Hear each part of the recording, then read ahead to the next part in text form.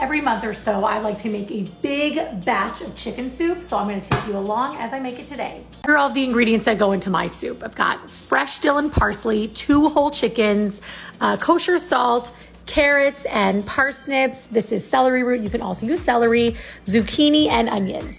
I also have a ton of cheesecloth bags because I'm gonna put the onions, the chicken, and the herbs in those. It's so much easier to remove those ingredients from the soup later when they're in these bags. I put the onions in the chicken soup whole and I keep the skin on because they add beautiful color to the broth. Put all the chopped vegetables in the pot and the onions, the dill, the parsley, and last in is the chicken. Sprinkle with a ton of kosher salt. Fill the pot with water.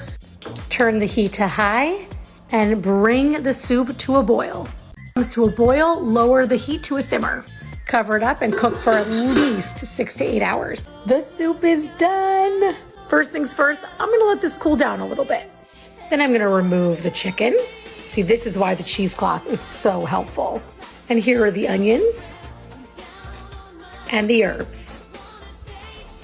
Now I'm gonna let this cool down a little bit because what I'm gonna do is squeeze out all of the flavor from the herbs and the onions, and I'm gonna break apart the chicken so I can put it back in the soup. Now what's left in the pot is all that golden broth and the vegetables. Gotta squeeze all that flavor out of the herbs. Now I'm gonna fill these containers with the broth and veggies. Now that these are filled up, I'm going to add the shredded chicken. Oops, forgot to mention that I deboned and shredded up all the chicken. And now I'll add a nice big handful to each container. I'll be freezing these containers and then I have one for Shabbos and I'll be serving this with matzo balls.